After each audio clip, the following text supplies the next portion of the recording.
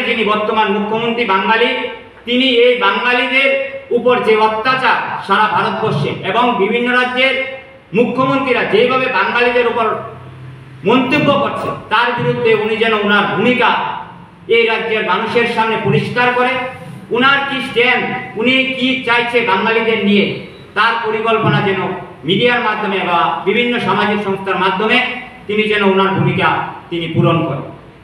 এবং আজকে রাজ্যের মধ্যে তারা স্মার্ট সিটি, আমাদের যে শহর, সেই শহরে স্মার্ট সিটিতে আপনারা জানেন আজকেও বৃষ্টি হচ্ছে, প্রত্যেকটা রাস্তাঘাটের অবস্থা বেহাল, সরকারের কোনো ধরনের পদক্ষেপ নেই। সরকার ব্যস্ত শুধু ট্যাক্স বাড়াতে, মানুষের কাছ থেকে কিভাবে কর নেওয়া যায় সেই সমস্ত জিনিসগুলোর দিকে তারা ফোকাস দিয়ে রয়েছে। কিন্তু এই রাজ্যের মানুষকে, এই রাজ্যের ত্রিপুরা রাজ্যের জনগণকে কিভাবে পরিষেবা দেবে তার জন্য এখন পর্যন্ত কোনো ভূমিকা নেই। আগরতলা শহরের প্রত্যেকটি রাস্তায় বলুন এবং প্রত্যেকটি গল্লিতে, পাড়ার যে গল্লিগুলো থাকে তার ছোট ছোট ড্রেনগুলোর অবস্থা বলুন, কোনো ধরনের পরিকল্পনা নেই। আজকে রাস্তাঘাটের বেহাল অবস্থা, সেই বিষয়গুলো নিয়েও আমরা আগামী 28 তারিখ আমরা মিউনিসিপ্যালিটি দপ্তরের সামনে আমরা 1 ঘন্টায় ধর্নায় বসবো, আগরতলা সিটি সেন্টারের সামনে। আমরা আমার সহকর্মী শান্তনুবাবু আপনাদের কাছে ত্রিপুরার বাস্তব চিত্র ধরে তুলেছে, তার মাঝে আমি পাহাড়ের অবস্থা নিয়ে কিছু বলতে চাই। এখানে ইনফ্রাস্ট্রাকচারাল ডেভেলপমেন্ট নিয়ে যে আগরতলার সম্বন্ধে যে বললো, স্মার্ট সিটির যে অবস্থা, তার চাইতে দুর্গম এলাকা, পাহাড়ের দুর্গম এলাকাগুলোর অবস্থা আর তার চাইতেও বেহাল।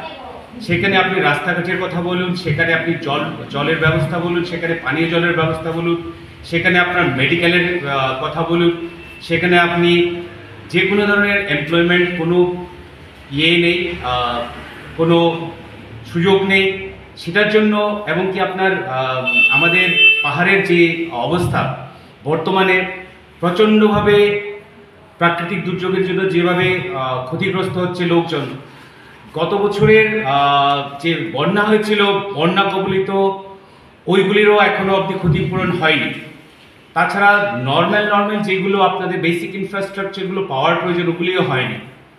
সেটার জন্য আমার সহকর্মী যেটা বলে গেছেন, আমরা ত্রিপুরা তৃণমূল কংগ্রেসের পক্ষ থেকে বেসিক আমরা আগরতলার জন্য আমরা আগামী 28 তারিখ যে 1 ঘন্টার জন্য যে ধর্ণা দেওয়া হবে, সেটার জন্য আমরা সবাইকে আহ্বান করছি আমাদের সাথে যোগদান করার জন্য।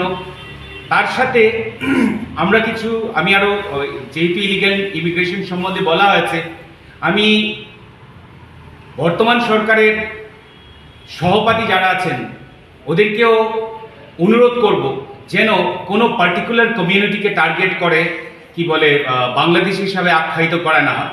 আমরাও গুরুতরভাবে ইলিগাল ইমিগ্রেন্টসের এগেনস্টে আছি, কিন্তু কোনোভাবে কোনো পার্টিকুলার কমিউনিটিকে যেন টার্গেট না করে তার উপরে প্রোপাগান্ডা চালানো না হয়, সেটার জন্য আমরা